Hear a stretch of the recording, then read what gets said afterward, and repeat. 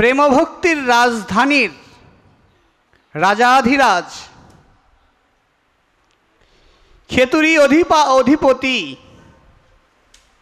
আমাদের হৃদয়ের ধন শ্রী শ্রীল নরোত্তম দাস ঠাকুর মহাশয় তার অপ্রাকৃত প্রেমময় গ্রন্থ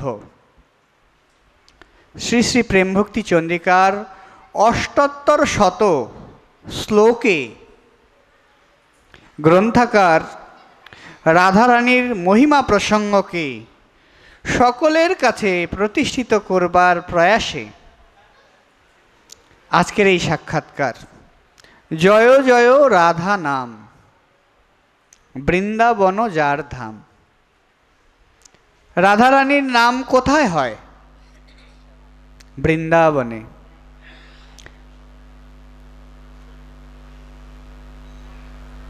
বৃন্দাবন যার ধাম। বৃন্দাবন কেমন ধাম? কিসের ধাম বৃন্দাবন? মহাপ্রভু বলেছেন, মোর মন বৃন্দাবন, বৃন্দাবন মোর মন, মনে বনে এক করি মানে। হরি বলবো আর মদন মোহন হেরিব গো। হরি বলবো আর মদন মোহন হেরিব গো, এই রূপেতে ব্রজের পথে চলিব গো। হরি বলবো আর মদন মোহন হেরব গো। আমি যাব সেই ব্রজেন্দ্রপুর, হব গোপীর পায়ের নূপুর। আমি নূপুর হয়ে রুনু ঝুনু বাজব গো। হরি বলবো আর মদন মোহন হেরিব গো। এই সেই ব্রজধাম,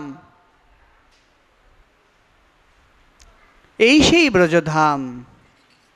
দেবকীনন্দন দাস ঠাকুর বৈষ্ণব বন্দনায় প্রথমেই বলেছেন, বৃন্দাবনবাসী যত বৈষ্ণবের গণ, প্রথমে বন্দনা করি সবার চরণ। নীলাচলবাসী যত মহাপ্রভুর গণ, সবার চরণ বন্দী হইয়া এক মন। নবদ্বীপবাসী যত মহাপ্রভুর ভক্ত, সবার চরণ বন্দী হইয়া অনুরক্ত। মহাপ্রভুর ভক্ত যত গৌর দেশে স্থিতি, এই যে গৌর দেশ, সবার চরণ বন্দী করিয়া প্রণতি।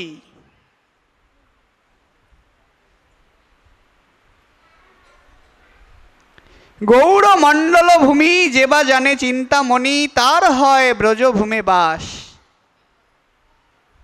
কেন বৃন্দাবনের এত মহিমা? আচার্যগণ সিদ্ধান্ত দিচ্ছেন, শ্রী বৃন্দাবন ধামে ভগবান প্রকট বিহার করেছেন দেখেই কি শুধু বৃন্দাবনের মহিমা? বললেন না। তাহলে বৃন্দাবনের মহিমা এত কেন প্রস্ফুটিত হলো, প্রকটিত হলো? দেখুন,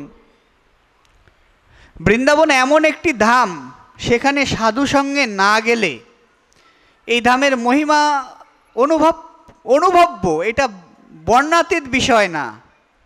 এখন রসগোল্লা, আমরা বললাম রসগোল্লা, রসগোল্লার এত স্বাদ, কবিতা লিখলাম, গদ্য লিখলাম, পদ্য লিখলাম, রসগোল্লা না খেলে কি রসগোল্লার স্বাদ আস্বাদন করা যাবে? যতক্ষণ না পর্যন্ত রসগোল্লা না খাচ্ছি, যত কবিতাই লেখি, যত কাব্যই রচনা করি, রসগোল্লার স্বাদ কিন্তু বোঝা যাবে না। তো বৃন্দাবনে না গেলে বৃন্দাবনের মহিমা, বৃন্দাবনে গেলেও শুধু হবে না, বৃন্দাবনের অনুভবী ভক্তের সঙ্গ না করলে বৃন্দাবনের মহিমা বোঝা যাবে না। বৃন্দাবন এমন একটি ধাম, আমাদের এখানে বাচ্চারা ছোটবেলা থেকে কি শেখে? প্রথমে মা মা মা বলে, তারপরে বাবা বাবা বলে। আর বৃন্দাবনের শিশুরা কথাই শুরু করে রাধে রাধে, রাধে রাধে, রাধে রাধে। আমি যেবার প্রথম বৃন্দাবনে যাই, তো আমি খুব ভালো হিন্দি বলতে পারি না, একেবারেই বলতে পারি না, কারণ আমার জীবনে হিন্দি সিনেমা টিনেমা আমি খুব একটা দেখি নাই। তো এখন সম্বল ইংলিশ, ইংলিশও ওই ওনারা খুব একটা বোঝেন না। তো আমিও চেষ্টা করছি। তো আমাদের যিনি শিক্ষাগুরু পাদপদ্ম, তিনি বলছেন বৃন্দাবনে যেই প্রথমে 2টা কাজ করবে। প্রথম শ্রীকুণ্ডে স্নান, তার আগে শ্রীকুণ্ডে পূজা করবে। আর ব্রজবাসী, মূলত কারা ব্রজবাসী? ব্রজের এই যে শাখায় শাখায় যারা ঘোরে তারাই হচ্ছে ব্রজবাসী। তাদের জন্য খাবার কিনবে। কি খাবার কিনবো? বলছে কলা কিনে দেবে, কলা তাদের খুব প্রিয়। তো আমি তো এত হালচাল জানি না, আমি শুধু এইটুকু শিখছি কিতনা রুপি কিলো হয়, মানে এটাও যে সদ্য শুদ্ধ হচ্ছে এরকম না, তা বুঝছে। ওরা বলছে 60, এইভাবে কিভাবে বলছে, তা আমি 60 টাকা দিয়ে 1 কেজি কলা কিনছি। তো যখন বলছি কিতনা রুপি কিলো হয়, রাধে রাধে তো বলি নাই, আমাদের তো অভ্যাস নাই। উনি বলছেন ঝুট বলো, রাধে রাধে বলো, রাধে রাধে বলো। আমি বললাম রাধে রাধে, কত টাকা করে কেজি? বলে 60 টাকা। এই দেখেন ধামের মহিমা। অন্য কোনো ধামে গেলে বলবে আপনারা টাকা পয়সা করে হুদাই খরচ করতে আসছেন কেন এখানে? নাম বলছি না সেই ধামের, কারণ ধাম, বৃন্দাবন ধাম আর অন্য ধামের মধ্যে পার্থক্য করলে অপরাধ হয়ে যাবে। বলে আপনারা বাংলাদেশের মানুষ হচ্ছে বোকা, টাকা পয়সা খরচ করে কেন এখানে আসেন? এখানে কি আছে? তারা এমন একটা ধামে বসবাস করছে কিন্তু ধামের মহিমা বুঝতে অসমর্থ হচ্ছে। কিন্তু বৃন্দাবন এমন একটি ধাম যেখানে বাচ্চারা বাবাজিদের দেখলে রাধে রাধে বাবা, রাধে রাধে বাবা, রাধে রাধে বাবা, বাবারা আর কি রাধে রাধে বলবে, তার আগে ব্রজবাসীরা রাধে রাধে বলে। ঠাকুর মহাশয় বলছে কবে আহাইরি গোপের ঘিগে জনম লোভিব তনয়া হইয়া। আমাদের আচার্যদের সাধনার শেষ স্তর হচ্ছে ব্রজে জন্মগ্রহণ করা, সমস্ত সম্প্রদায়েরই। আমাদের ইস্কনের শ্রীপাদ কৃষ্ণ কীর্তন দাস ব্রহ্মচারী খুব বিদগ্ধ কীর্তনিয়া ছিলেন, খুব বিদগ্ধ কীর্তনিয়া। ওনার মতো পদাবলী কীর্তনিয়া এই উপমহাদেশে খুব কম। তো ওনার পরমারাধ্য গুরুদেব ওনার এই পদাবলী শ্রবণ করে ওনাকে আলিঙ্গন করে বলছেন, ওনার শ্রী গুরুদেব শ্রীল জয়পতাকা স্বামী গুরু মহারাজ, তিনি বলছেন এর পরে যেন আমার জন্ম বৃন্দাবনে হয়, এর পরে যেন আমার জন্ম বৃন্দাবনে হয়। এই জন্য বলছেন জয় জয় রাধা নাম বৃন্দাবন যার ধাম, কৃষ্ণ সুখ বিলাসেরও নিধি। নামের এত মহিমা কেন? চারি যুগে চারি ধর্ম, জীবেরও কারণ, কলি যুগের ধর্ম হয় নাম সংকীর্তন। চারি যুগে চারি ধর্ম জীবেরও কারণ, কলি যুগের ধর্ম হয় নাম সংকীর্তন। মহাপ্রভু তার নাম মহিমা প্রসঙ্গকে চৈতন্য চরিতামৃতের পাতায় আমরা দেখতে পাই শিক্ষাষ্টকমে, নাম নামকারী নিজ শক্তই স্তোত্রর্পিত নিয়মিত স্মরণেন কালেন। মানে ভগবান তার সমস্ত শক্তি নামে অর্পণ করেছেন। এবং বলা হচ্ছে শ্রীমৎ কানুপ্রিয় গোস্বামীপাদ তার নাম চিন্তামণি গ্রন্থে এই প্রসঙ্গে বলেছেন নামের মহিমা নামীর চাইতেও বেশি। কেমন বেশি? নামের মহিমা নামীর চাইতে বেশি। একটা সামান্য উদাহরণ দেই, আপনারা হয়তো অনেকেই জানবেন আমাদের সম্প্রদায়ে একজন আচার্য ছিল, এই ফরিদপুরেই জন্ম, পাঠক সম্রাট মদন গোপাল গোস্বামী, প্রেম গোপাল গোস্বামী। তো প্রেম গোপাল গোস্বামী নিত্য সিদ্ধ ছিলেন। অনেক শ্রী বৃন্দাবনের সমস্ত বিখ্যাত বিখ্যাত আচার্যই প্রেম গোপাল গোস্বামী প্রভুর শিষ্য। প্রাণ গোপাল গোস্বামী, প্রেম গোপাল না, প্রাণ গোপাল গোস্বামী প্রভুর শিষ্য। এই ফরিদপুরে উনি পড়াশোনা করছেন। তো সিদ্ধ বাবা বলছেন যে প্রাণ গোপাল গোস্বামী এত বড় গোস্বামী যে এই বঙ্গের মানুষ বলা হয় মাছে ভাতে বাঙালি। বলছেন উনি এত বড় গোসাই যে এই পূর্ববঙ্গের মানুষকে মাছ মাংস থেকে টেনে নিয়ে এসে ভগবত প্রসাদ খাবার ব্যবস্থা করে দিয়েছে। উনি এত বড় শক্তিশালী পুরুষ। তো কোনো একবার ওনার বরিশালে শ্রীপাঠ হরিকথা ছিল। তো ওই সময় তার মোবাইল কমিউনিকেশন ছিল না, ওনার আসার কথা সকালবেলা। শিষ্যরা অনেক বড় নৌকা ওনার জন্য প্রস্তুত করে রেখে গেছেন, উনি আসবেন সকালবেলা 8টার মধ্যে ওনার পৌঁছানোর কথা। মানে উনিই বলছেন নামের শক্তি নামের চাইতে বেশি। তো সারাদিন চলে গেছে, প্রাণগোপাল গোস্বামী প্রভু আসেন নাই, মানে লেট হয়েছে, ট্রেন অনেক লেট। তো ওনারা অপেক্ষা করতে করতে করতে করতে করতে করতে চলে গেছে। তো উনি যখন সেই ঘাটে গেছে, যে দেখে কোনো নৌকা টৌকা নাই, এখন যাবেন কিভাবে, পার হবেন কিভাবে, জেলেদের নৌকা যাচ্ছে।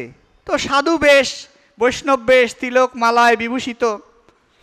তো বলতেছে, ও গোসাই, জেলেরা বলতেছে, ও গোসাই, তুমি এই ঘাট পাড়ে যে বসে আছো, কোনো নৌকা তো নাই, কারণ প্রভুপাদ প্রাণগোপাল গোস্বামী আসবেন এখানে হরিকথা বলতে। সবাই গেছে প্রভুপাদ প্রাণগোপাল গোস্বামীপাদের হরিকথা শ্রবণের জন্য, তুমি আমাদের নৌকায় ওঠো, আমরা তোমাকে ওপারে পার করে দেব। বলছেন দেখেন, প্রাণগোপাল গোস্বামীর কোনো দাম নাই, কিন্তু প্রাণগোপাল গোস্বামীর নামের কত মহিমা।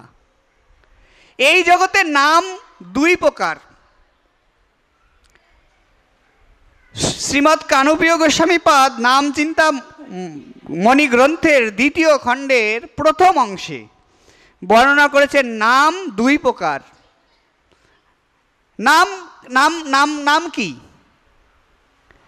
নাম হচ্ছে একটা সিম্বল, যে সিম্বল নামীকে আকর্ষণ করে।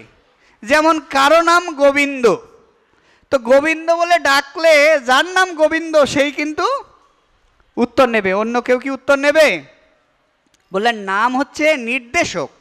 নাম দুই প্রকার, একটা আজানিক নাম আর একটা আধুনিক নাম। আজানিক নাম, আধুনিক নাম। আজানিক নাম হচ্ছে ভগবত কর্তৃক, ভগবত শব্দ, যে শব্দ যেখানেই প্রয়োগ হোক, ইচ্ছায় হোক আর অনিচ্ছায় হোক, ক্রিয়াশীল হবে। ধরুন আপনার ছেলের নাম গোবিন্দ, আপনি আপনার ছেলের নামও যদি বলেন, ছেলেকে আইডেন্টিফাই করবার জন্যও যদি বলেন, তবুও শ্রী গোবিন্দ আপনার এই নামের ধ্বনিতে আকৃষ্ট হবে। নামের এইরকম মহিমা। ভগবান শ্রীমান মহাপ্রভু বললেন, নাম নামকারী বহুদা নিজ সর্বশক্তি স্তোত্রর্পিত নিয়মিত স্মরণেন কালেন। শ্রীল নরহরি চক্রবর্তী ঠাকুর তার ভজনামৃত গ্রন্থে লিখেছেন, এই কলিযুগের সাধ্য সাধন তত্ত্ব হরিনাম। হরিনাম বিনে জীবের গতি না, এই কথাটা বারবার উচ্চারিত হবে, বারবার উচ্চারিত হবে, কিন্তু জীব সহজে হরিনাম করবে না। সমস্ত আয়োজন কিন্তু হরিনামকে কেন্দ্র করে, কিন্তু দুর্ভাগ্য এখন সব কিছু হয়েছে মুখ্য, হরিনামের ঝোলাটাও হয়েছে মুখ্য, কিন্তু প্র্যাকটিসিং হরে কৃষ্ণ কৃষ্ণ কৃষ্ণ হরে হরে, হরে রাম রাম রাম হরে হরে নাই, সময় নাই আমাদের। Time is money, time is money. জাপানিরা বলছিল না, এই পৃথিবীর দ্বিতীয় ঈশ্বর হচ্ছেন টাকা। প্রথমে বলছিল দ্বিতীয় ঈশ্বর হচ্ছে টাকা, পরে বলছে না এটা ঠিক না, টাকা দ্বিতীয় ঈশ্বর না, দ্বিতীয় ঈশ্বর হচ্ছে সময়।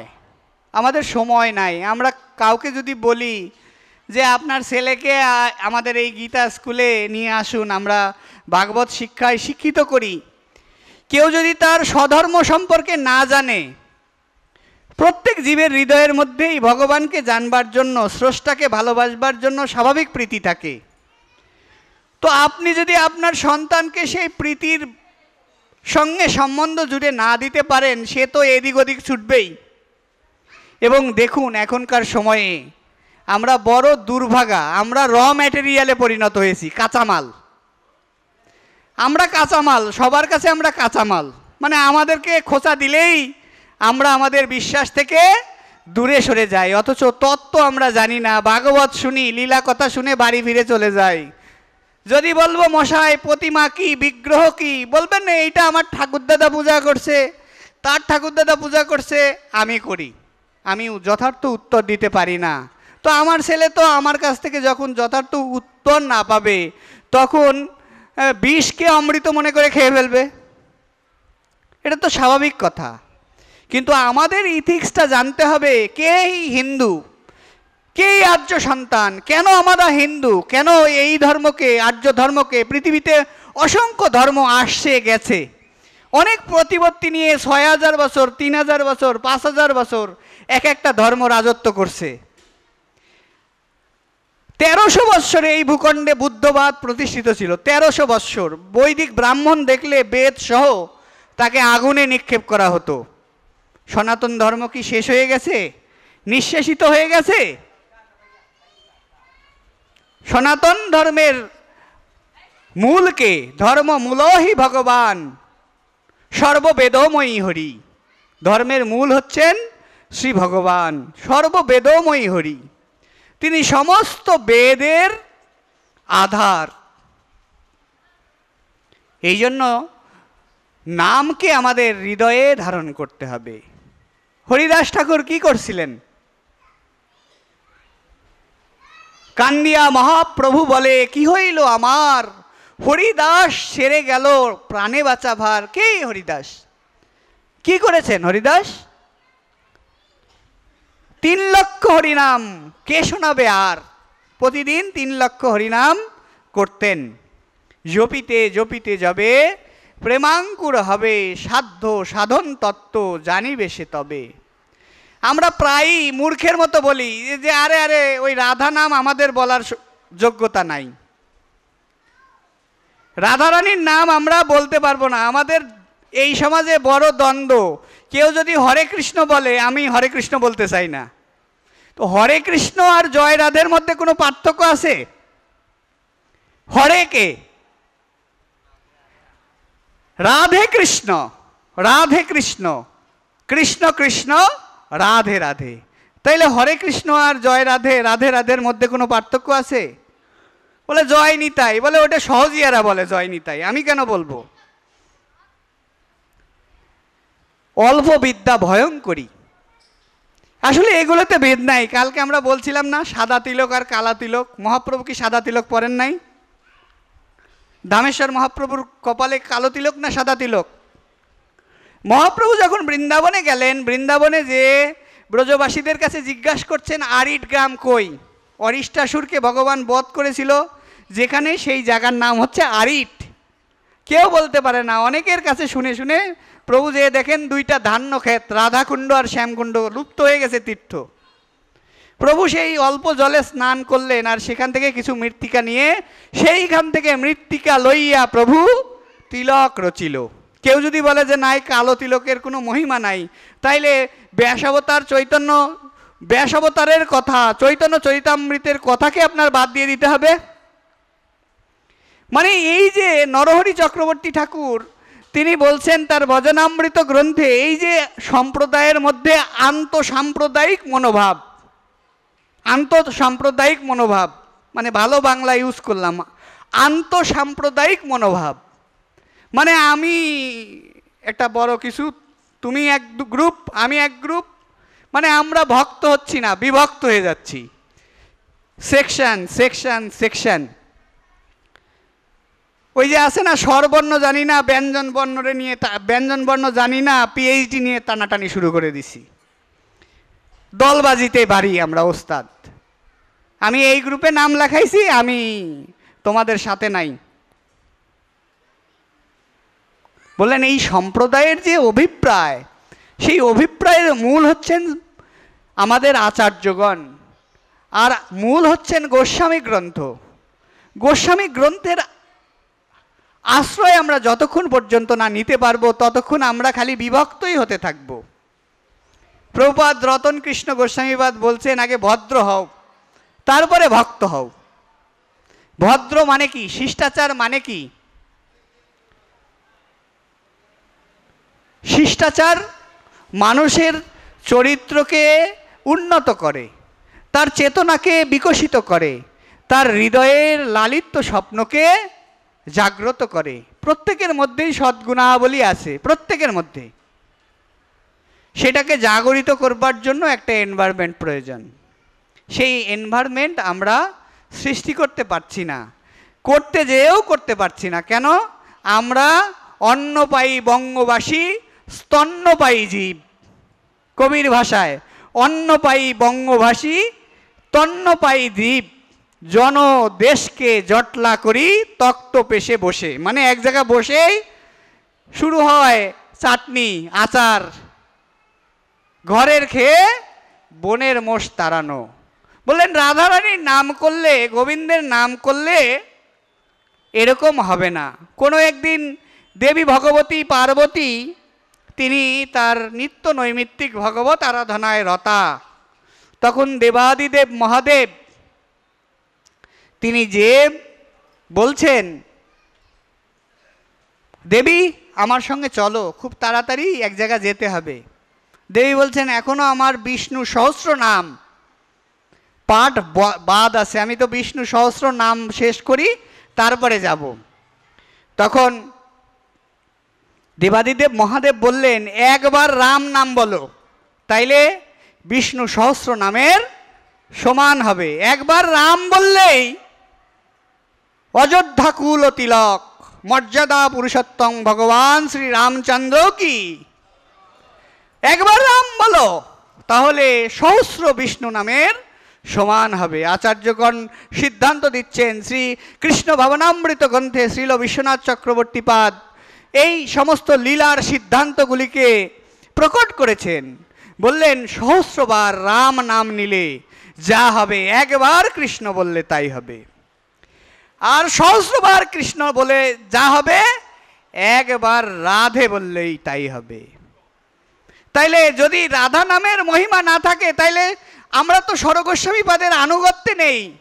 রঘুনাথ দাস গোস্বামী পাদ তার স্বনিয়ম দশক শ্লোকে বলেছেন, তার গ্রন্থে তিনি উল্লেখ করেছেন বারংবার রাধারানীর মহিমা বর্ণন প্রসঙ্গে তিনি বলছেন, আমার হৃদয়ে 7টি শেল। কয়টি শেল? একটা বন্দুকের গুলি লাগলে পারে আমাদের কি অবস্থা হয়, পরিত্রাণায় আমাদের বলি যে ওম মৃত্যুশ্চে যৌমতারিতে ত্রাহিমাম মধুসূদন, ত্রাহিমাম মধুসূদন, ত্রাহিমাম মধুসূদন। আর তিনি বলছেন আমার বুকে হচ্ছে কয়টা শেল? 7টা শেল। প্রথম শেল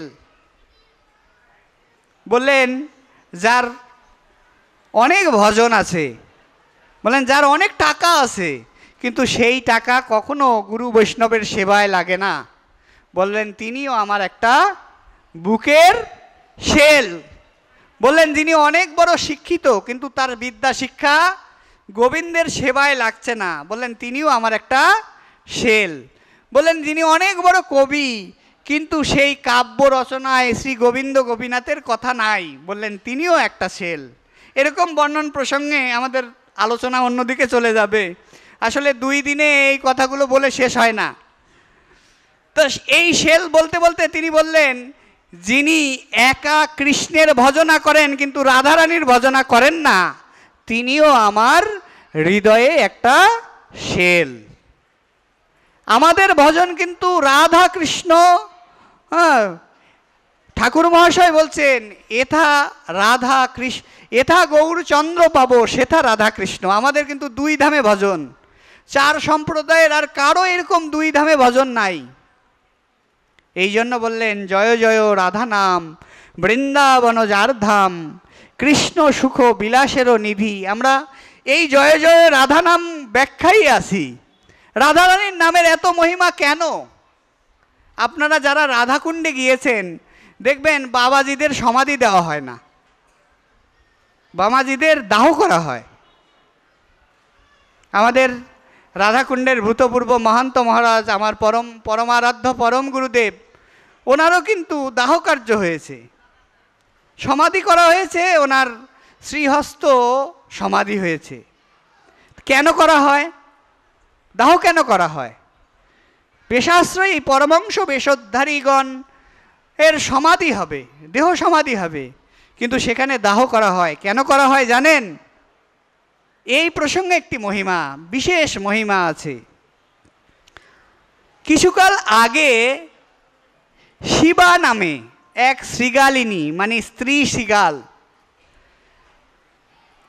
তো শিয়াল কার মধ্যে থাকে? গর্তের মধ্যে লুকায়া থাকে। তো কোনো ব্রজবাসী ছেলে পেলে, আমরাও ছোটোবেলায় গ্রামে, আমরাও ছোটোবেলায় কী করতাম, অনেক খড় কাঠ কুটা এক জায়গা করে ওই শিয়ালের গর্তের মধ্যে ঢুকাই আগুন দিয়ে দিতাম। আমাদের উত্তরবঙ্গে খুব ধানের আবাদ হয় এবং শিয়ালের বেশ উৎপাত। এদিকে তো অত এগ্রিকালচারের উপর ডিপেন্ডেন্ট না, আপনারা ধনী মানুষ। আমাদের উত্তর দেশের মানুষ একটু গরিব, এগ্রিকালচারাল মুভমেন্টে চলে তারা। তো এরকম রাধাকুণ্ডে এরকম আগুন ধরাই দিছে। হয়তো ভিতরে শ্রীগালিনী শিবা ছিল, ধোঁয়ায় অস্থির হয়ে ওর মধ্যে থেকে বের হয়ে প্রাণ ত্যাগ করে। জন্ম কি? শ্রীগালিনী। পড়ে আছে মরে। কে কার সৎকার করে? শ্রীগালের সৎকার কেউ করে বাবা? তো পড়ে আছে। ভগবানের কিন্তু অষ্টকালীন লীলা ছিল। বিশ্বনাথ চক্রবর্তী তার কৃষ্ণ ভজনামৃত গ্রন্থে এবং আমাদের গোবর্ধন বাস্তব সিদ্ধ কৃষ্ণদাস বাবা ভাবনাসার সংগ্রহ গ্রন্থে এই লীলা পূর্ণাঙ্গভাবে বর্ণনা করেছেন। যারা রসিকগণ তারা এটা জানেন ভাবনাসার সংগ্রহ কেমন গ্রন্থ। যারা রসিকজন তারা জানেন কৃষ্ণ ভাবনামৃত। এসি ভক্তিবেদান্ত স্বামী তার সোসাইটির নাম দিছে কৃষ্ণ ভাবনামৃত সংঘ। তিনি লিখেছেন এই কৃষ্ণ ভাবনামৃত কথাটিও তিনি ওই শ্রীল বিশ্বনাথ চক্রবর্তীবাদের কৃষ্ণ ভাবনামৃত গ্রন্থকে অবলম্বন করে লিখেছেন। তো এই যে শ্রীগালিনী মরে পড়ে থাকলো অভিসার লীলায়, অষ্টকালীন লীলায় রাধারানী যখন অভিসারিণী হয়ে রাউল থেকে, বর্ষনা থেকে গোবিন্দের সঙ্গ লাভের উদ্দেশ্যে শ্বশুরালয় পিত্রালয় থেকে গুটি গুটি পায়ে, পায়ের নুপুরের ঝঙ্কার যেন না হয় এরকম গুটি গুটি পায়ে শ্রী রাধাকুণ্ডের সমীপবর্তী হচ্ছেন। রাত্র নিশাকাল রাধারানী খেয়াল করে নাই যে শ্রীগালিনী পড়ে আছে। রাধারানীর চরণটা যেয়ে শ্রীগালিনীর গায়ের উপরে পড়েছে। রাধারানী ললিতা সখীকে ডেকে বলছেন, সখী ললিতে, এই কঙ্করযুক্ত বৃন্দাবনের পথে এত সুকমল কি যেন আমার চরণ যুগলে লাগলো, দেখ দেখি সখী। ললিতা সখী বলছে, সখী আর কিছু না, এক মৃত শ্রীগালিনী পড়ে আছে, তার গায়ে তোমার চরণটা লেগেছে। বলে বলিস কি রে? এখনই ওই শ্রীগালিনীকে নিয়ে আয়, আমি তার সঙ্গ, সে আমাকে যে পরিতৃপ্তি দিয়েছে আমি তার সঙ্গ প্রার্থনা করি। ললিতা বলছে, আরে শ্রীগালিনী তুমি, রাধে তুমি তো করুণাময়ী, করুণা সবার উপর দেখালেও এই শ্রীগালিনীর উপর তোমার করুণা দেখানোর দরকার নাই, চলো আমরা যে কাজে যাচ্ছি সেই কাজে যাই। রাধারানী বললেন, না, আমি একে না নিয়ে কৃষ্ণকে দেখতে যাব না। দেখুন রাধারানীর কৃপা। ললিতা সখী রাধারানীর চরণামৃত শিবার গায়ের উপর নিক্ষেপ করার সঙ্গে সঙ্গে সেই শ্রীগালিনী বেশ পরিত্যাগপূর্বক এক নিত্য সিদ্ধ মঞ্জুরি রূপে তিনি প্রকটিত হলেন। আর প্রকটিত হয়ে বলছেন, রাধে করুণাময়ী, তোমার এমন করুণা, আমি শ্রীগালিনী জন্ম জন্মান্তরে তোমার চরণ থেকে পতিত হয়ে, তোমার ভজন থেকে পতিত হয়ে পড়ে আছি, আর তুমি এমন করে আমাকে কৃপা করলে। অনেক স্তব স্তুতি করছেন রাধারানীর, হে রাধে করুণাময়ী, বন্দিয়ে শ্রী প্রাদ পদ্ম বিশোভানু নন্দিনী। হা রাধে করুণাময়ী, প্রেমময়ী, কৃপাময়ী, হে কমলাক্ষ নয়িনী, হে আনন্দদায়িনী, হে শ্যাম সোহাগে সোহাগিনী, হে করুণাময়ী, তোমার এত করুণা। রাধারানী বলছে, সখী তোমার প্রতি আমি অনেক প্রসন্না, তুমি আমার কাছে বর প্রার্থনা করো। বলে, রাধারানী তুমি যা দিয়েছ আমার কি আর কোনো কিছুর প্রয়োজন আছে? তবে তারপরেও আমি তোমার কাছে বর প্রার্থনা করি। রাধে এই বর দাও, আমার এই স্থানে যার যার শরীর পড়বে তারা সবাই একাদশ ভাবযুক্ত গোপী দেহ মঞ্জুরি দেহ লাভ করে তোমার ধামে তোমার নিত্য সেবিকা হবে। জয় জয় রাধা নাম বৃন্দাবন যার ধাম, কৃষ্ণ সুখ বিলাসেরও নিধি। এই হলো রাধারানী। আমরা যদি বলি ভাই রাধারানীর নাম করার যোগ্যতা আমার নাই, যোগ্যতার বিচারে কিছু নাহি পাই, তোমারও করুণা সার। যোগ্যতার বিচারে আমরা কিছু পারবো? যদি বলি হরিনাম করার যোগ্যতা আমাদের আছে, হরিনামের চাইতে বড় সাধনা আর কিছু আছে?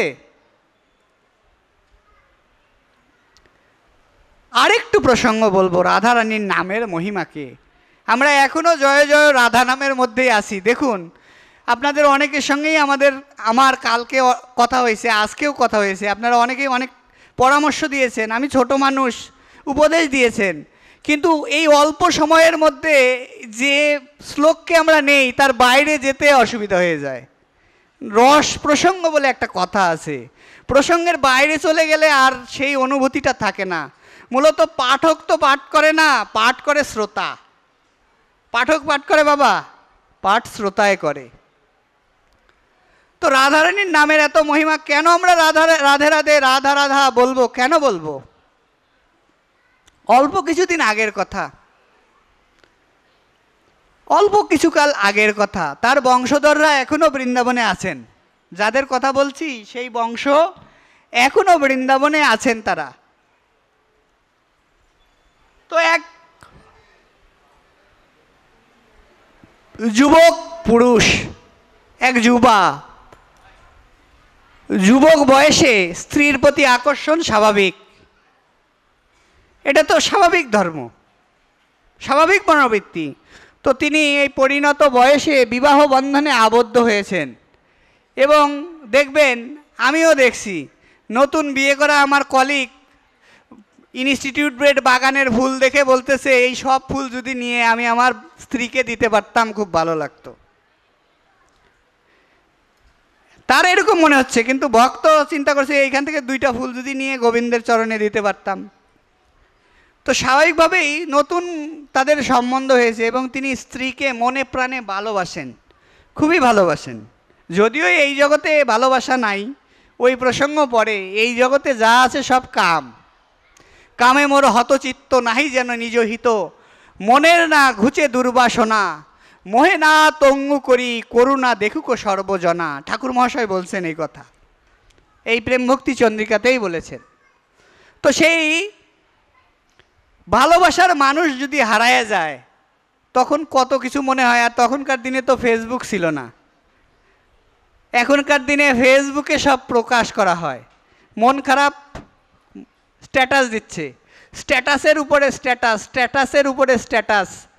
এখন চিলি, এখন কুল, এখন থিঙ্কফুল, এখন কালারফুল, এখন বিউটিফুল, এখন নাথিংলেস। কত রকমের লেস যে আমরা যুক্ত করছি, তখনকার দিনে তো আর এইরকম ছিল না। তো হয়েছে কি, হঠাৎ করে স্ত্রীটা মারা গেছে, ছেলেটা একেবারে বদ্ধ উন্মাদ হয়ে গেছে। স্ত্রীর নাম ছিল কি? কিশোরীজি। কি নাম? কিশোরী। রাধারানীর নাম কি? কিশোরী। দেখেন নাম সামনে কত মহিমা। তো স্বামী এমন পাগলের পাগল হয়েছে, হা কিশোরী, হা কিশোরী, হা কিশোরী, হা কিশোরী, হা কিশোরী, হা কিশোরী তুমি কোথায়, হা কিশোরী তুমি কোথায়, হা কিশোরী তুমি কোথায়। ঘুরতে ঘুরতে ঘুরতে ঘুরতে সৌভাগ্যক্রমে বৃন্দাবনে এসেও এরকম উন্মাদের মতো কান্না করছেন, হা কিশোরী, হা কিশোরী, হা কিশোরী, হা কিশোরী, হা কিশোরী। রাধারানী ললিতা সখীকে ডেকে বলছেন, সখী আমি তো স্থির থাকতে পারছি না, এত আকুল হয়ে এই বৃন্দাবন ধামে, আমাকে তোরাও ডাকিস না। বলে, রাধারানী সব কিছুতেই তোমার খালি বাড়াবাড়ি।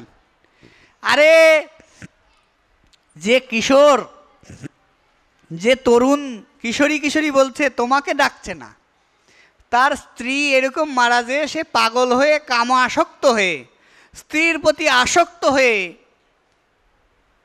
স্ত্রীকে ডাকছে। বলে, আমি অত কিছু বলি না, এই বৃন্দাবনে এসে আমাকে যখন ডাকছে তোরা তাকে আমার কাছে নিয়ে আয়।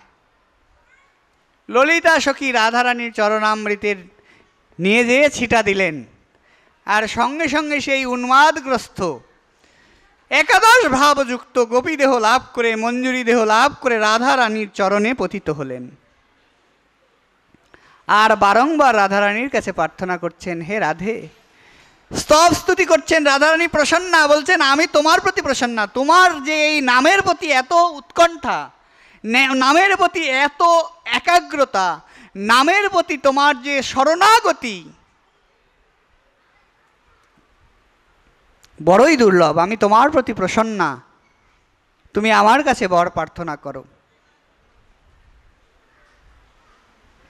সেই মঞ্জুরি স্বরূপে সেই কিশোর তরুণ রাধারানীকে বলছে, আমার তো আর কিছু প্রাপ্তির নাই, তবে আমাকে যদি বর দিতে চাও এই বর দাও, যেন এই বৃন্দাবন ধামে বা যেখানেই যেখানে তোমার নাম হয় সেখানেই তো বৃন্দাবন, কেউ যদি রাধে রাধে রাধে রাধে রাধে রাধে বলে, তাহলে অবশ্যই এই নামের মহিমা গুণে তাকেও তুমি তোমার চরণে স্থান দেবে। রাধারানী বললেন, তথাস্তু, তাই হবে। জয় জয় রাধা নাম, বৃন্দাবন যার ধাম, কৃষ্ণ সুখ বিলাসের নিধি। রাধারানী এমন কি তত্ত্ব,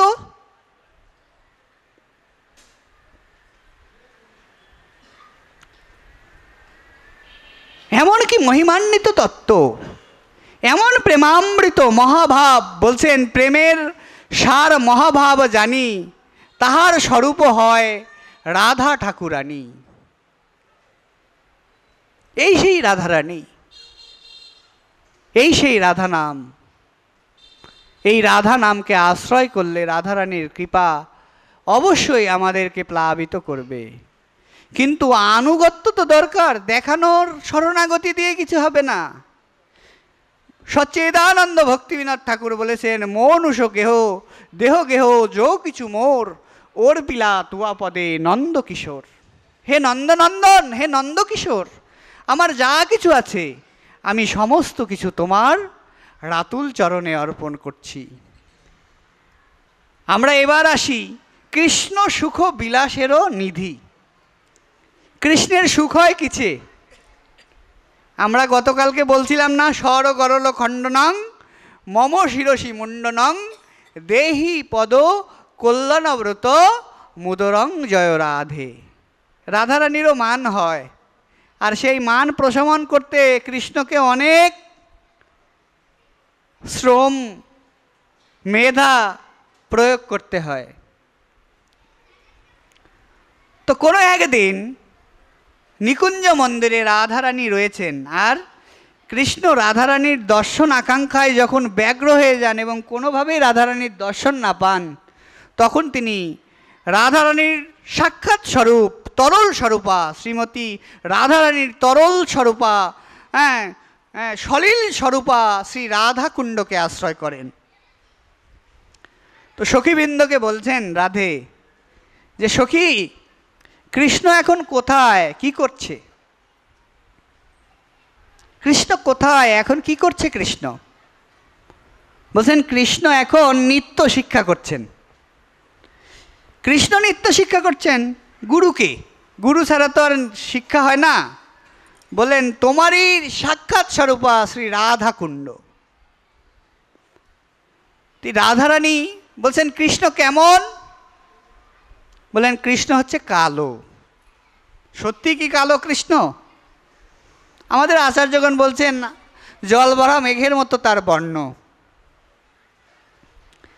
এই কৃষ্ণবর্ণ কি কৃষ্ণবর্ণ থাকে? এক বৃন্দাবনের এক বৃক্ষে শুক আর সারি দ্বন্দ্ব বেঁধে গেছে। শুক বলছেন, আরে আমার কৃষ্ণ হচ্ছে এই বনের অধিপতি। বলেন, কেমন? বলে, কৃষ্ণস্য বন, কৃষ্ণের বন। বলে, আরে তুমিও যেমন পণ্ডিত, তোমার ওস্তাদেও তেমন পণ্ডিত। কৃষ্ণস্য বন, কৃষ্ণের বন না। এই বনটা শ্রীমতী রাধারানীর, আমাদের শ্রীমতী। সারি বলছেন, আমাদের শ্রীমতী আমাদের শ্রী রাধারানী 64 বিদ্যায় শুনিব না, এমন কোনো বিদ্যা নাই রাধারানী জানেন না। আর তোমার কৃষ্ণ একেবারে মূর্খ, সেই 2.5 বছর বয়স থেকে বৃন্দাবনের পথে পথে গরু চড়ায়। শাস্ত্র তো তোমরা কিছু পড়ো নাই মূর্খ, তুমিও যেমন পড়ো নাই, তোমার গুরু তেমন পড়ে নাই। এরকম দ্বন্দ্ব হচ্ছে।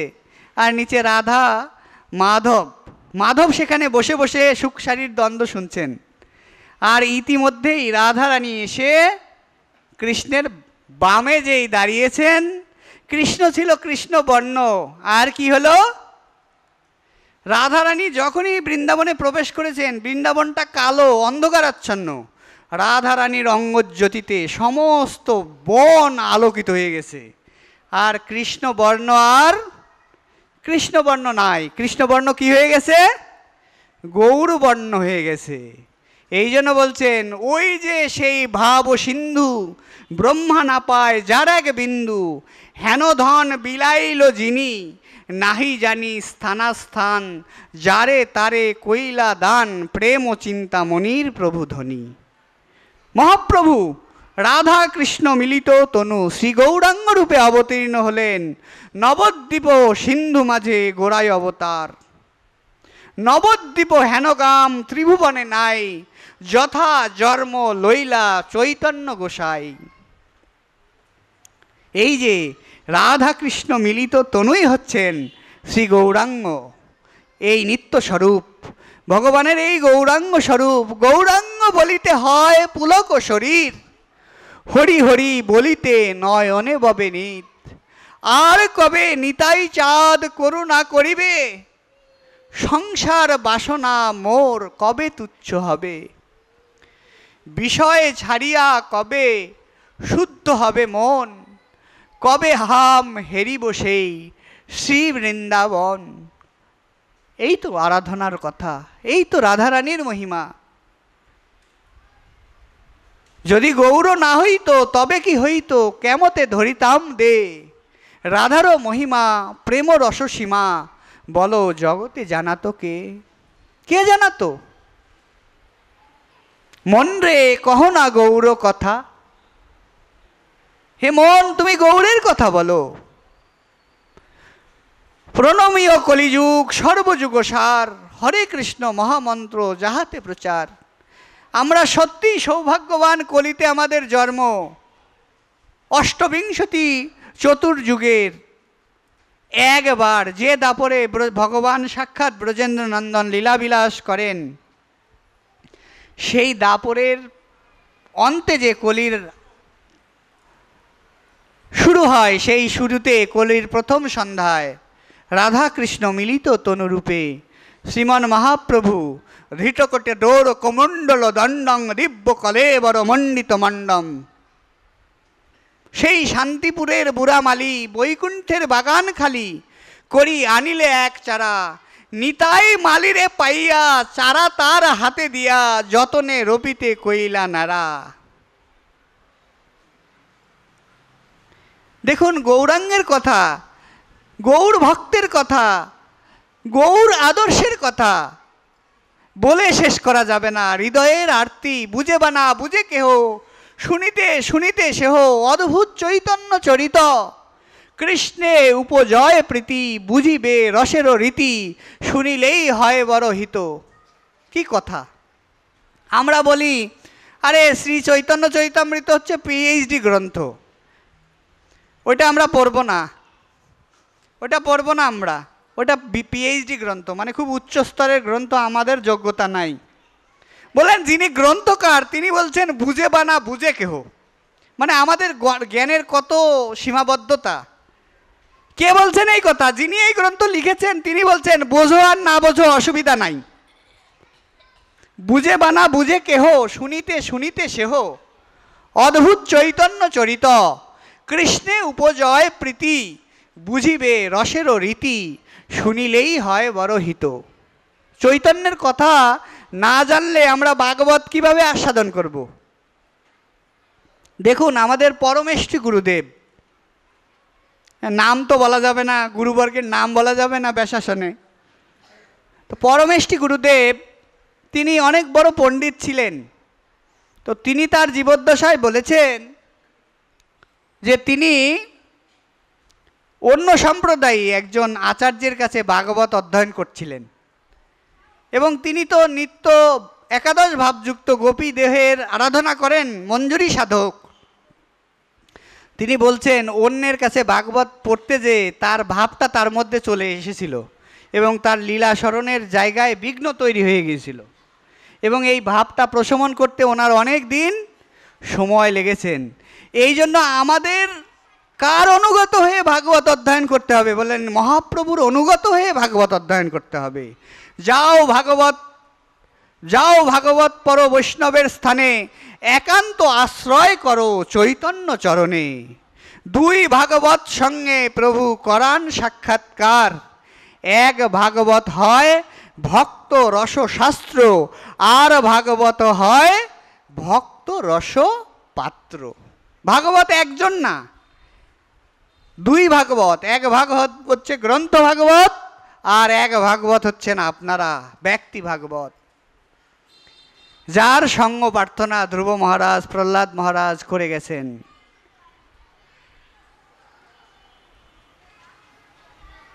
দীন নরোত্তমে কান্দে, হিয়া ধৈর্য নাহি বান্ধে, মোর দশা কেন হইল ভঙ্গ। বৈষ্ণব সঙ্গেতে মন আনন্দিত অনুক্ষণ, সদা হয় কৃষ্ণ পরসঙ্গ। দীন নরোত্তমে কান্দে, হিয়া ধৈর্য নাহি বান্ধে, মোর দশা কেন হইল ভঙ্গ। আমরা আর্যপুত্র, অমৃতস্য পুত্র মানব, অমৃতের পুত্র হচ্ছে মানব। আর তার মধ্যে ভারত ভূমিতে হইল জন্ম যাহার, নিজ জন্ম সার্থক করি করো পর উপকার। আমরা আর্য, আমরা হিন্দু। অনেকেই এই বিষয়ে বলেন যে হিন্দু না, আমরা হিন্দু হিসাবে আমরা পরিচয় দিতে চাই না। হিন্দু কথাটাও অগৌরবের নয়, হিন্দু কথারও মহিমা আছে, তাৎপর্য আছে। কেন আমরা হিন্দু? এই যে বিন্দু সরোবর, বিন্দু সরোবরের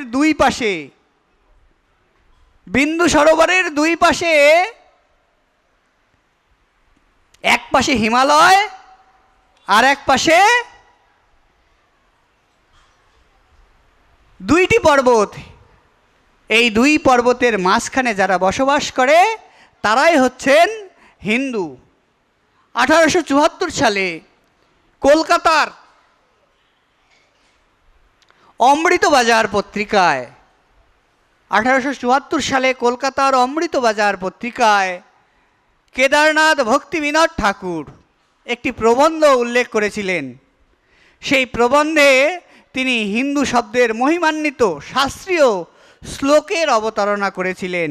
শ্লোকটি এমন ছিল: উত্তরে ভারতস্য হিমাদ্রি দিব্য দর্শনা, দক্ষিণে বর্ততে বিন্দু সরতীর্থ মনোহর, এতয় মধ্যে ভাগে য বসতিং কুরুতে নরঃ, আদ্যন্ত বর্ণ সংযোগাত হিন্দু নামনা মহীয়তে, শুদ্ধার্য কুল সম্ভূত শুদ্ধাচার পরায়ণ, ভারত বর্ততে হিন্দু বর্ণাশ্রম বিভাগস, পূজনীয় সদা হিন্দু সর্বেশ দ্বিপদাম অপি, শিক্ষক সর্বজাতি নাম মহীতলে নিবাসিনাম। এর বাংলাটা হচ্ছে, এই ভারতবর্ষে উত্তরাংশে হিমাদ্রি মানে হিমালয় নামে দিব্য দর্শন পর্বত আছে, হিমাদ্রির হি। দক্ষিণাংশের বিন্দুর বাকি অংশ শেষার্ধ, হিমালয়ের হি আর বিন্দুর বাকি অংশ সংযোগে হচ্ছে হিন্দু। তো এই দক্ষিণাংশে, উত্তরাংশে হিমাদ্রি পর্বত আর দক্ষিণাংশে বিন্দুসর নামে তীর্থ। এই মহাতীর্থের মাঝখানে যে ব্যক্তি এই দুইয়ের মধ্যে বসবাস করেন, তিনি হিমালয়ের আদ্যাক্ষর এবং বিন্দুর শেষাক্ষর সংযোগ দ্বারা হিন্দু নামে মাহাত্ম্য প্রাপ্ত হন। তাহলে হিন্দু কি যে ব্যাখ্যাই দিক, যার ধর্মে যেমন কথাই থাক, আমাদের দর্শন কিন্তু তা বলে না। আমাদের দর্শন বলে হিন্দু কে? আর্যকে শত নিন্দার মধ্যেও যে বলতে পারে নমস্কার, আর্যকে শত হিংসার মধ্যেও কারো বা নিন্দা না করে, কারো নিন্দা সে করে না, বরঞ্চ কারো গুণকে তিনি প্রকাশিত করেন। এটাই হচ্ছে হিন্দুর বৈশিষ্ট্য। কারো অন্যায় করে নাই, সারা বিশ্বব্যাপী এমন কোনো দেশ নাই সেখানে হিন্দু ধর্মাবলম্বী নাই। দেখুন না সেই সব দেশের আইন ব্যবস্থাকে বিচার করে দেখুন, কয়জন হিন্দু আত্মঘাতী হয়েছে, কয়জন হিন্দু হন্তারক হয়েছে, কয়জন হিন্দু অন্যকে শত্রু ভাবে ধারণা করেছে?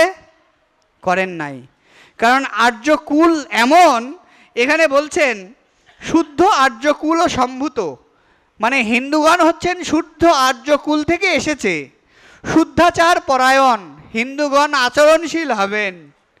হিন্দু বর্ণাশ্রম বিভাগ করত, বর্ণাশ্রমে ভাগ হয়ে ভারতবর্ষে অবস্থিতি করিতেছেন। হিন্দু মনুষ্য মাত্রেরই পূজনীয়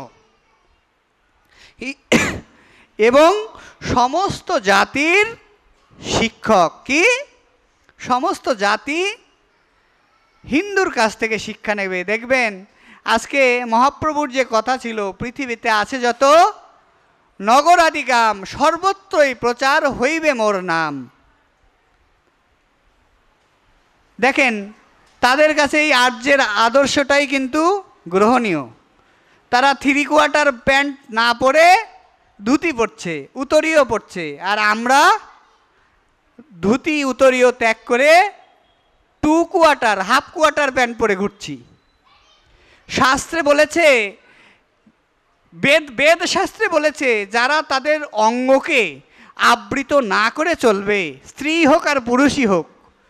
অনেকেই বলেন, স্যার আপনাদের ধর্মে মেয়েদের মনে হয় বস্ত্র দ্বারা আবৃত হয়ে চলার কথা বলা নাই। বলে কেন নাই? অবশ্যই আছে। কোনো মেয়ের চুল কোনো অন্য পুরুষে দর্শন করবে না, শ্রীঅঙ্গ সবসময় আবৃত থাকবে। এটা বেদের কথা। আমি এখানে বলবে আপনি নারী স্বাধীনতার বিরুদ্ধে কথা বলছেন। না, হিন্দু সমাজে নারীকে যেভাবে প্রতিষ্ঠিত করা হয়েছে অন্য কোনো সমাজে করেছে কিনা আমার জানা নাই। হিন্দু মতে নারী হচ্ছে দেবী। নারীকে দেবী, আদ্যা শক্তা মহামায়া, ওং জটাজুট সমাযুক্তং পুণ্যেন্দ্র সদৃশনাম অতসী পুষ্পবর্ণাভ্যাং সুপ্রতিষ্ঠাম সুলোচনাম নব যৌবন্য সম্পন্নম। দুর্গার ধ্যান, দেবী মহামায়ার ধ্যান অনেক বড়, প্রায় 14-15 লাইন। এত বড় ধ্যান আর কোনো দেবতার নাই। তাহলে কে? ইনি নিত্য সিদ্ধা দুর্গার অংশাতি অংশ, দেবী হিসাবে পূজিতা হন গৃহে। বধূ মাতাকে বলা হয় হচ্ছে তিনি এই সংসারকে পালন করবেন। আমাদের সংসার জীবনে গৃহস্থ ধর্মের কথা বলা আছে। গৃহস্থ ধর্ম, সনাতন হিন্দু আইনে বিবাহ বিচ্ছেদ বলে কোনো কথা নাই। আমাদের হিন্দু ল যারা আইনজ্ঞ আছেন, আপনারা আরও ভালো করে জানেন, হিন্দু আইনে বিবাহ বিচ্ছেদ আছে বাবা? কোনো আইন আছে? আমাদের দায়ভাগ বলেন আর আমাদের মনুসংহিতা স্মৃতিশাস্ত্র যেটাই বলেন, সেখানে কি হিন্দু বিবাহ বিচ্ছেদকে সিদ্ধ করা হয়েছে? আমাদের আইনে হিন্দু বিবাহ বিচ্ছেদ বলে কোনো কথা নাই। বেদ মন্ত্র উচ্চারণ করে, যদি দং হৃদয়ং তব তদুস্থ হৃদয়ং মম, তোমার হৃদয় আমার হোক, আমার হৃদয় তোমার হোক। হিন্দুর বিবাহের অনেক বিধি আছে, সেই বিধিকে আশ্রয় করে হিন্দু দেবী রূপে, আরাধ্য দেবী রূপে নববধূকে গৃহে নিয়ে আসেন। আর বের করেন কি? খাটিয়ায় করে বের করেন। ওং কৃতাতু দুষ্কৃতং কর্ম জানতা বাপ্য জানতা মৃত্যুকাল বশং পাপ্য নরং পঞ্চত্বমাগতম ধর্ম ধর্মা সমাযুক্তম লোভ মোহ সমবৃতম দহেং সর্বগাত্রাণি দিব্যান লোকান সগচ্ছত। এই তো শেষ, অগ্নিদান হয়ে গেল। প্রত্যেকটার অর্থ আছে, কিন্তু আমাদের সময় কই? একটা অর্থই করতে পারছি না। কৃষ্ণ সুখ বিলাসেরও নিধি। তা ভারতবর্ষে যাদের জন্ম, ভারত মানে এই ভূখণ্ড, মানে একটা নির্দিষ্ট ব্যারিয়ার না, ওই হিমালয় থেকে বিন্দু সরোবর তীর্থ পর্যন্ত যা আছে সব ভারত। মানে নাম বললেই পানিশমেন্ট হয়ে যাবে এরকমও তো হইতে পারে, এরকম না। এই ভূখণ্ড এত অনুদার ভূখণ্ড না, এই ভূখণ্ডের মানুষ অনুদার না, মহান। পিতৃদেব ভব, মাতৃদেব ভব, অতিথি দেব ভব, কে আমাদের এই শিক্ষা দেবে? বসুদেবৈক কুটুম্বকম, সমগ্র বিশ্ব ব্রহ্মাণ্ডের সবাই আমরা আত্মীয়, এই হলো আর্য দর্শন, এই হলো আর্য নীতি। Practice makes a man perfect. Practice না থাকলে পারফেক্ট হওয়া যায় না। আমরা যদি আমাদের সন্তানদের এই আর্যাবর্তের মহিমাকে না জানাতে পারি, দুর্ভাগ্য আমাদের। এবং আমরা আজকালকার যুগে পড়াশোনা করতে চাচ্ছি না, মানে আমরা পড়াশোনা করতে চাই না। আমি গতকালকে বলেছি, আমরা যদি আমাদের আচার্যদের লিখিত গ্রন্থ অধ্যয়ন না করি, তাহলে আমরা পরিপূর্ণভাবে শাস্ত্রকে উপলব্ধি করতে পারবো না। আমাদের প্র্যাকটিস থাকতে হবে। দেখুন, আমরা যখন একটা ক্লাস নিতে যাই, তখন আমরা নোট করি না, ওই ক্লাসে কি পড়াবো এটা আমি জানি, সিলেবাসটা আমার জানতে হয় না, না ধুমধাম করে ক্লাসে যে পড়াই দিলেই হয়ে গেল এরকম। যিনি ভালো শিক্ষক তিনি কি করেন? প্রিপারেশন নিয়ে যান, যাতে ক্লাসের শিক্ষার্থীগণ আনন্দ পেয়ে যান। আর আমাদের এই পাঠক সমাজের আজকের অবস্থা হয়েছে, কোনো ক্লাস নাই, কোনো এডুকেশন নাই। আমার ইচ্ছা হয়েছে আমি সুন্দর করে কথা বলতে পারি, আমি পাঠক হয়ে গেছি। Is it true? এটাই সত্য। এই জন্য আমরা প্রায় করেই ইতিহাসটা জানছি না। আমরা জানি না মধুসূদন বিদ্যা বাচস্পতি কে। যদি আমার সম্প্রদায় সম্পর্কেই আমরা না জানি, তাইলে আমরা কিভাবে বুঝাবো? এই ভূখণ্ডের ইতিহাস আমরা জানি না। 1300 বৎসর বুদ্ধবাদ এখানে প্রতিষ্ঠা ছিল। আমরা জানি না আমাদের ইতিহাস, আমরা জানি না আমাদের ইতিহাসের পিছনের অধ্যায়, আমরা জানি না আমাদের সম্প্রদায়ের কি গৌরব। তো আমাদের সময় খুব অল্প। আবারও কোনো দিন যদি রাধারানীর কৃপা হয়, হ্যাঁ, আপনাদের সঙ্গ প্রসঙ্গ হবেই, যেখানেই হোক যেভাবেই হোক। ব্যাসাসনে বসে কথা বলতে হবে এরকমও না। আমরা এই একবিংশ দিবসকালের যে ভাগবত কথা, আপনারা সত্যিই সৌভাগ্যবান। এই বিশ্ব ব্রহ্মাণ্ডে কে সৌভাগ্যবান, কে সৌভাগ্যদাতা? রাস পঞ্চাধ্যায়ে, শ্রীমদ্ ভাগবতমের রাস পঞ্চাধ্যায়ে গোপী গীতে গোপিকাগণ বলছেন, তব কথামৃতম তপ্ত জীবনম কবিবীরিতম কলমশাপহম শ্রীমদাততম ভূরিদা জনা। তব কথামৃত। আপনারা অনেকেই রামকৃষ্ণ কথামৃত পড়ে থাকবেন, রামকৃষ্ণ দেবের চরিত্র আখ্যা রামকৃষ্ণ কথামৃত। তো যিনি এটা লিখেছেন তিনিও ওখানে লিখেছেন যে এই রামকৃষ্ণ কথামৃতের এই কথামৃত কথাটা আমরা গোপীগীতের রাস পঞ্চাধ্যায়ের তব কথামৃতম তপ্ত জীবনম, আমাদের জীবন তপ্তাদগ্ধ। আমরা এই সংসারে কে সুখে আছি? হাত তুলে বলতে পারবো আমি সুখে আছি? কেউ সুখে নাই। আমি গতকালকে বলছি যে মাসে 10 লক্ষ টাকা ইনকাম করে তার দুঃখ বড়, 10,000 টাকার আলার দুঃখ কম। তো এই দুঃখকে স্বীকার করে আমরা বারবার খোঁচা খাচ্ছি, কিন্তু সোজা হচ্ছি না। শ্রবণ মঙ্গলম, শ্রবণ করলে মঙ্গল হয়। কেমন মঙ্গল? আগেও যেমন ছিলাম এখনও তেমন থাকলাম, তাইলে কিন্তু মঙ্গল হলো না। কর্ণরন্ধ পথ দিয়া হৃদি মাঝে প্রবেশিয়া বরিশয় সুধ অনুপম। কানের মধ্য দিয়েই কথা হৃদয়ে গিয়েছে, হৃদয়ে যে দেখছে হৃদয়টা নোংরা। আমার হৃদয়ের মধ্যে খালি কামনার বাসনা, মুখে যত বড় বড় কথাই বলি, এতটুকু জায়গা রাখি নাই। গোবিন্দ ভাবছেন, হ্যাঁ আমার পুত্র আমাকে ভুলে আছে, আমিও কি আমার পুত্রকে ভুলে থাকব? না, রাখে নাই তো কি হয়েছে, এখন রাখবে। ভগবান কি করবেন? ঝেড়ে বুঝে ওখানে বসবেন। এই যে বসলেন, শ্রবণ মঙ্গলম, এই যে শুরু হলো শ্রবণ কীর্তন, যাহা হইতে অনুভব হয়, মার্জন হয় ভজন, সাধুসঙ্গ অনুক্ষণ, অজ্ঞান অবিদ্যা পরাজয়, জয় সনাতন রূপ, প্রেম ভক্তি রসকূপ, যুগল উজ্জ্বলময় তনু, যাহার প্রসাদে লোকে পাশরিল সর্বশোকে, প্রকট কল্প তরুময় জনু, প্রেম ভক্তি রীতি যত, নিজ গ্রন্থে শুভে কত, লিখিয়াছে দুই মহাশয়, যাহার শ্রবণ হইতে প্রেমানন্দে ভাসে চিতে, যুগল মধুর রসাশ্রয়, যুগল কিশোর প্রেম লক্ষ্যবান যেন হেম, হেন ধন প্রকাশিলা যারা। এই রূপ সনাতনের আদর্শ। বললেন, হৃদয়ে বসে বলছেন কাম ক্রোধ লোভ মোহ এগুলোর দ্বারা আচ্ছন্ন। ঠাকুর মহাশয় বলছে ভয় নাই, ওই যে গোবিন্দ কথামৃত রূপে হৃদয়ে বসলেন, এগুলো পরিষ্কার করবেন কিভাবে? বললেন ওনার হৃদয়ে তো কাম আছে। বললেন কাম কৃষ্ণ সেবার পণে। কাম কিসে?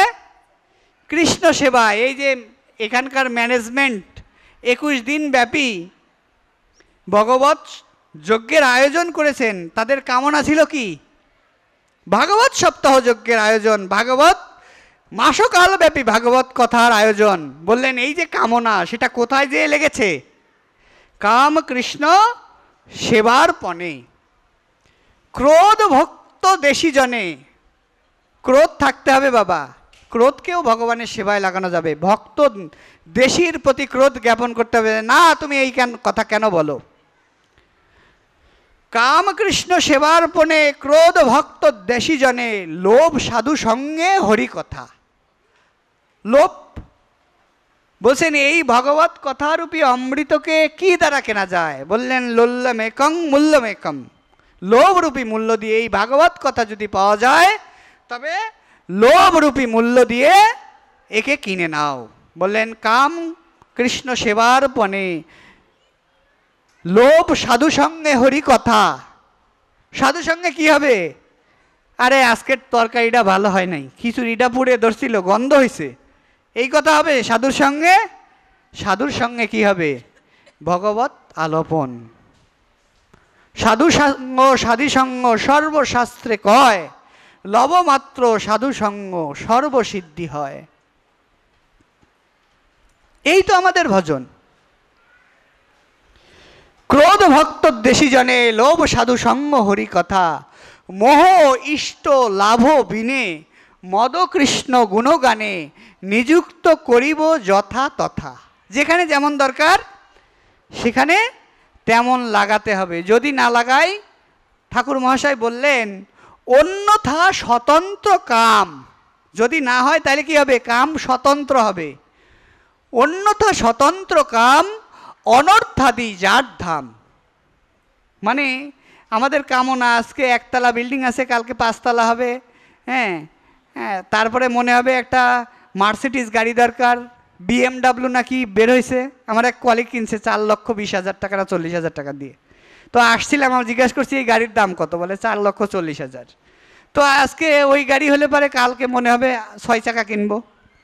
মানে আমাদের আশার তো শেষ নাই। বললেন অন্যথা স্বতন্ত্র কাম অনর্থাদি যার ধাম, ভক্তি পথে সদা দেয় ভঙ্গ, কাম ক্রোধ সাধকেরে কিবা সে করিতে পারে, যদি হয় সাধু জনার সঙ্গ।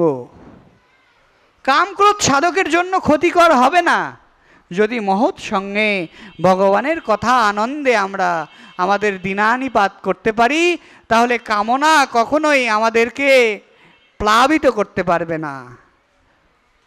কৃষ্ণ বহির্মুখ, হ্যাঁ, অতএব মায়া তারে দেয় সংসার দুঃখ, কবু ডুবায় কবু ভাসায়, রাজদণ্ডে রাজা যেমন নদীতে চুবায়।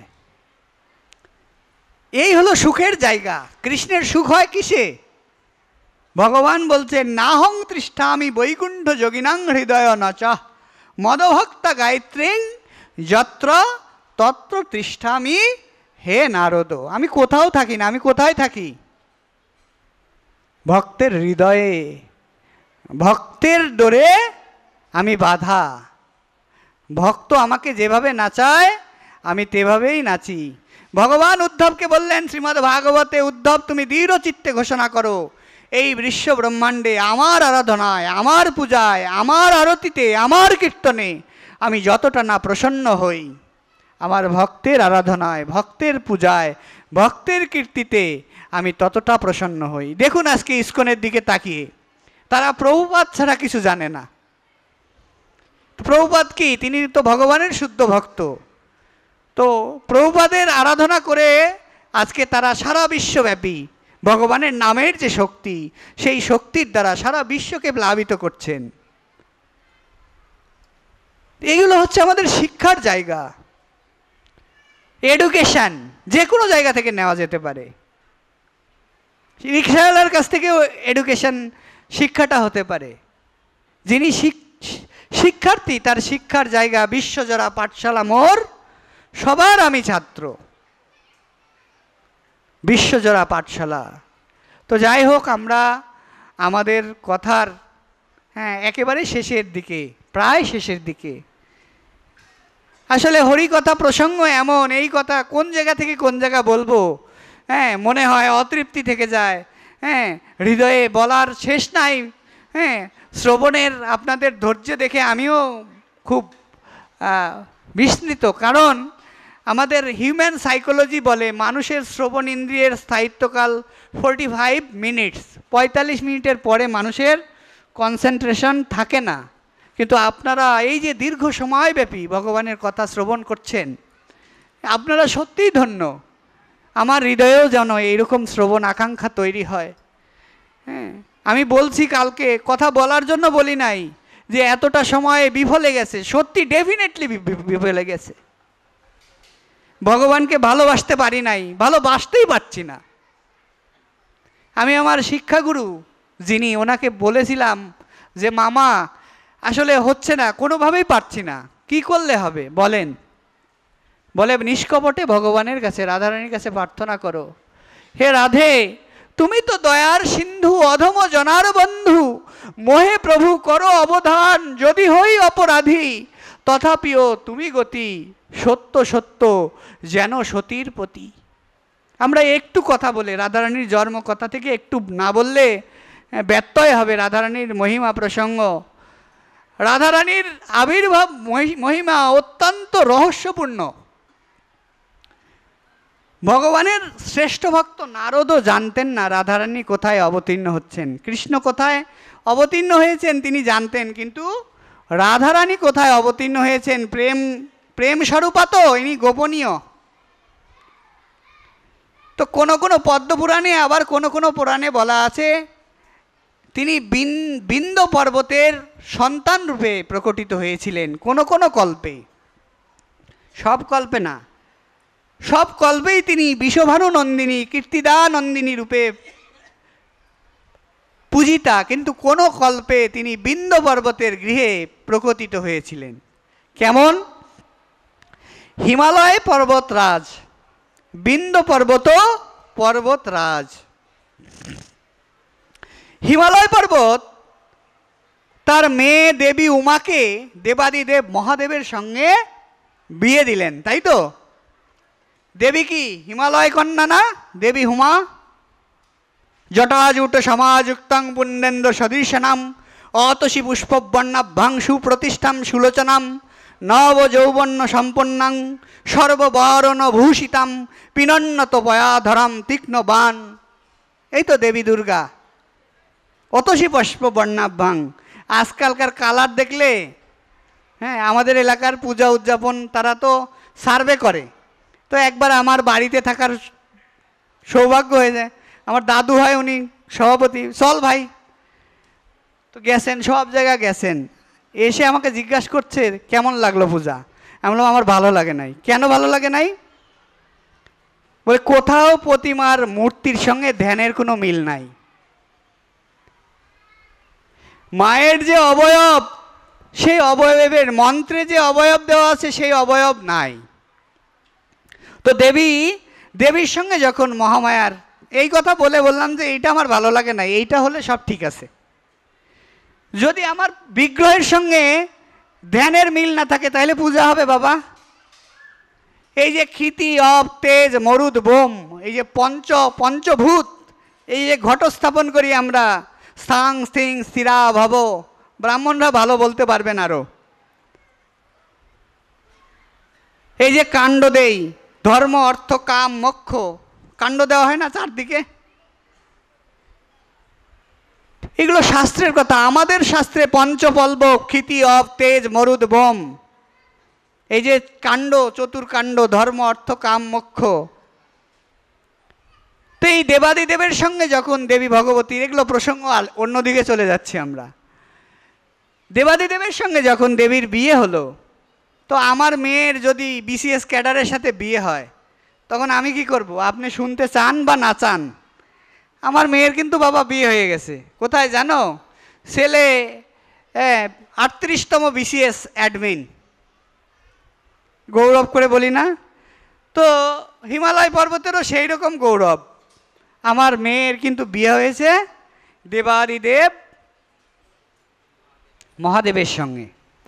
তো রাজায় রাজায় একটা মাৎসর্য কিন্তু কাজ করে।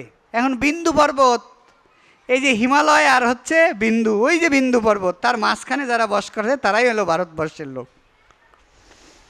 তো বিন্দু পর্বতের মনে দুঃখ, তার তো এইরকম গল্প বলার সুযোগ নাই। বললেন, মশাই হিমালয়, তোমার বড় মান আর অভিমান হয়েছে, তাই তো? আমি এমন আরাধনা করব, আমার মেয়ের যে জামাই হবে, তোমার জামাই তারও আরাধনা করে।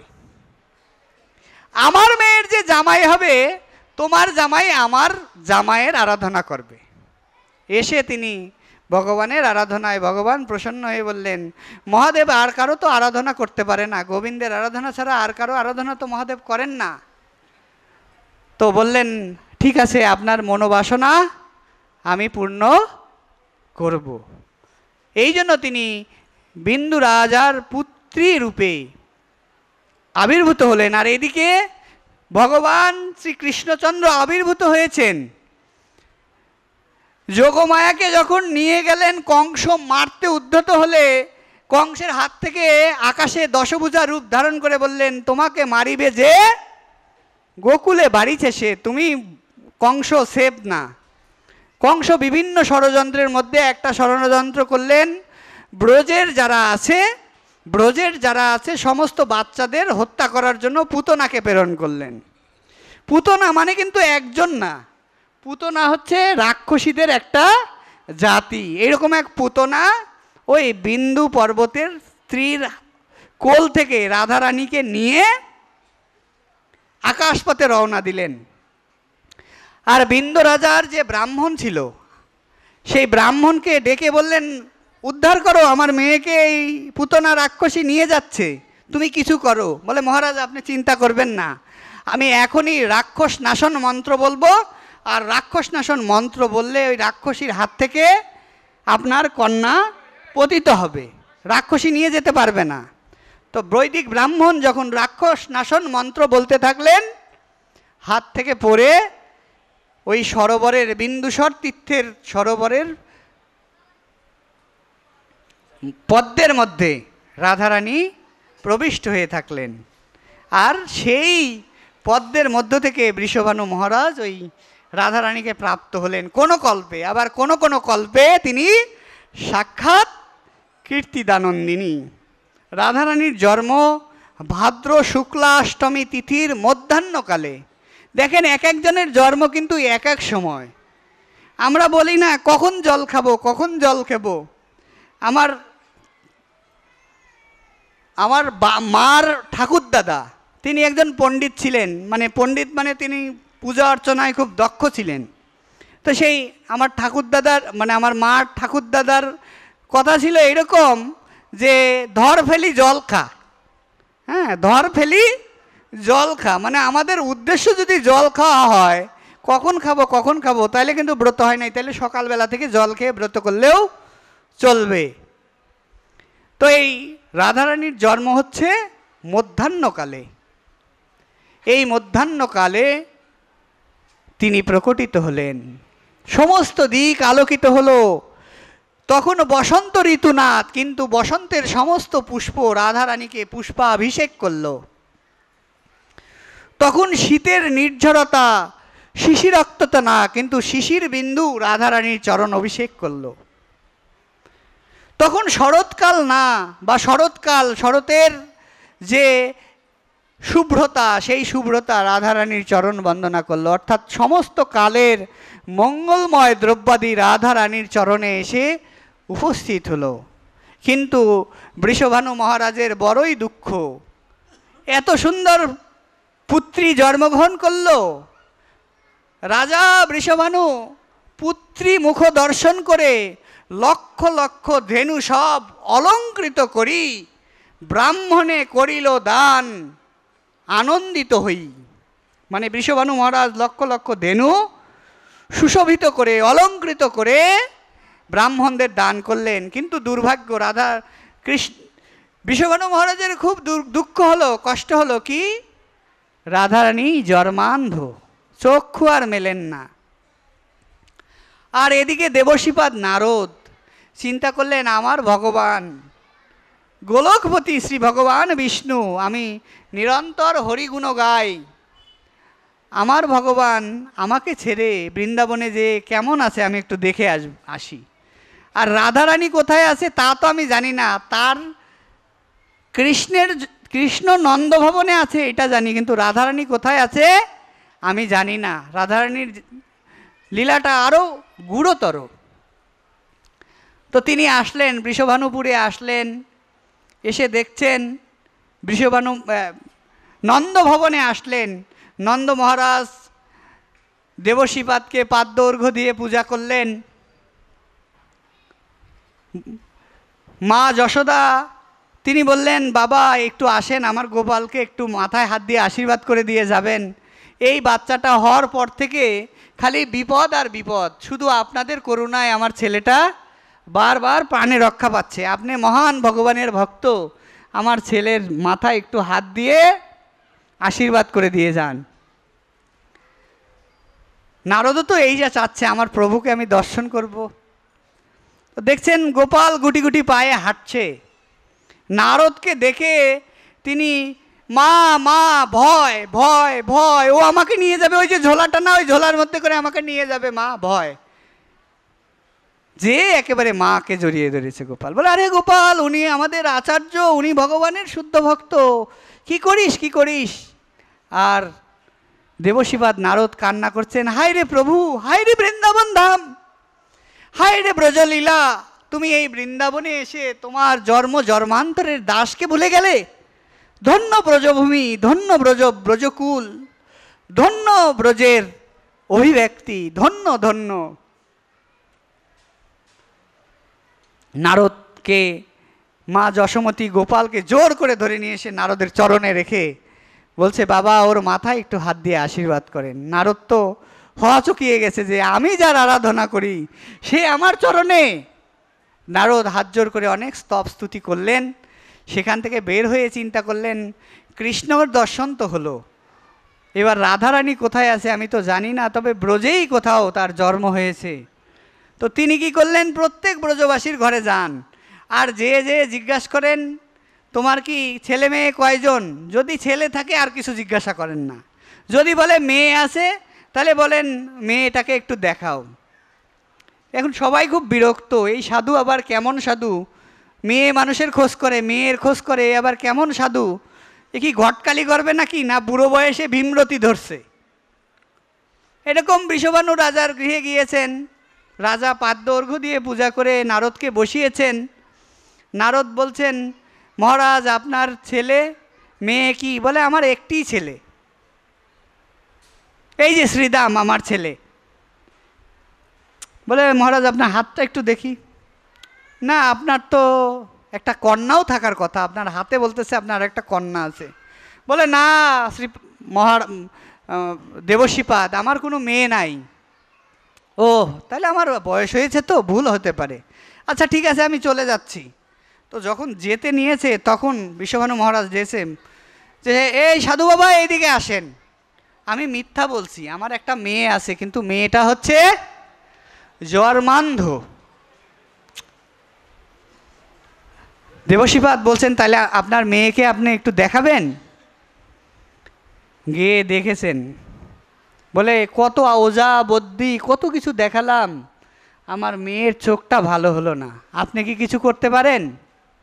বললেন করতে পারবো, কিন্তু আপনারা সব বাইরে যান, দরজাটা বন্ধ করে দেন, আমি দেখি, ওকে ভালো করে দেখে তারপরে আমি এর ব্যবস্থাপনা দিয়ে যাব। দরজা বন্ধ হলে নারদ বিগলিত চিত্তে রাধারানীর বন্দনা, চরণ বন্দনা করছেন, হে রাধে করুণাময়ী প্রেমময়ী, হে করুণাময়ী, অনেক স্তব স্তুতি করলেন। রাধারানী প্রসন্ন হলেন। হ্যাঁ, ললিতা সখী বলছে হয়েছে হয়েছে মুনি, তোমার কান্নাকাটি বন্ধ করো, তাড়াতাড়ি বাবা মা এসে গেলে তো বিপদ। বাইরে বের হয়ে বৃষভানু মহারাজকে বললেন, হ্যাঁ এর সমাধান আছে, আপনি নন্দরাজকে সপরিবারে নিমন্ত্রণ করে খাওয়ান, নন্দরাজকে সপরিবারে নিমন্ত্রণ করে খাওয়ালেই আপনার মেয়ের অন্ধত্ব দশা মোচন হবে। নন্দ মহারাজকে সপরিবারে নিমন্ত্রণ করে নিয়ে আসা হলো। রাজার আয়োজন কেমন হতে পারে। এদিকে গোপাল কি করছে, হাঁটি হাঁটি হাঁটি হাঁটি পা পা পা পা করে রাধারানীর শয়ন কক্ষে যেয়ে রাধারানীর হস্ত যেই ধরেছে, আর রাধারানী উন্মিলিত নেত্রে শ্রী গোবিন্দের বদন কমল দর্শন করছেন।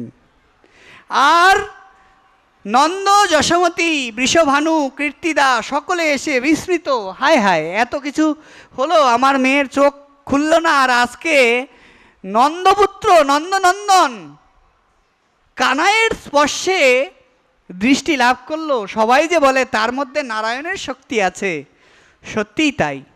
আর এদিকে নারদ এসেছেন কিন্তু বৃন্দাবন ছেড়ে যাচ্ছেন না।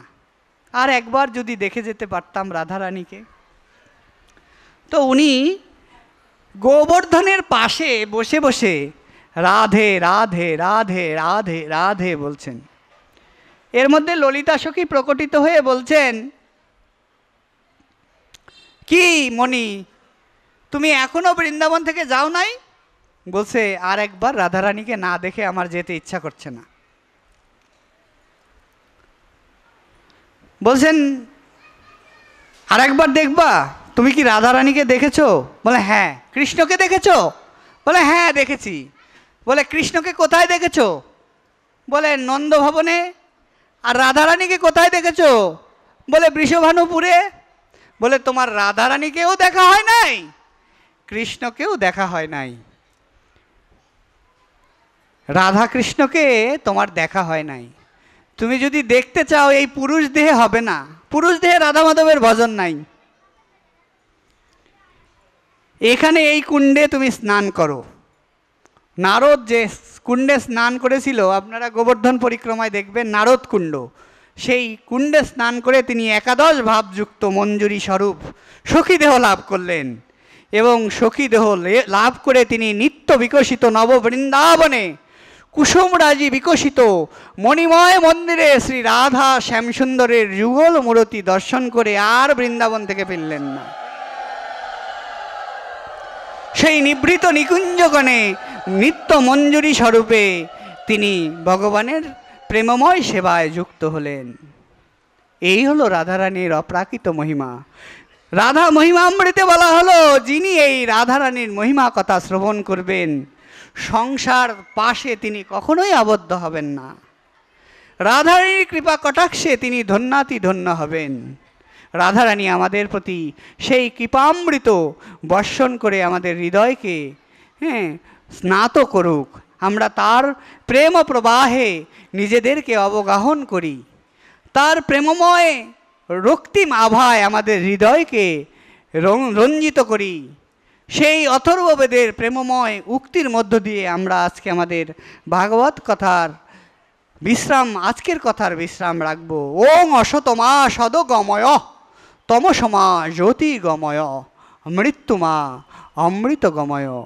হে গোবিন্দ, হে গোপীনাথ, হে মদনমোহন, এই অসত্যের পথ থেকে আমাদেরকে সত্যের পথে, মঙ্গলের পথে পরিচালিত করুন। আমরা যেন প্রেমময়, আপনার নিত্য প্রেমময় সেবার সঙ্গে যুক্ত হতে পারি। এই প্রার্থনা আপনাদের অতুল রাতুল করকমলে, হ্যাঁ, রেখে আজকের মতো ভাগবত কথার এখানেই বিশ্রাম রাখছি।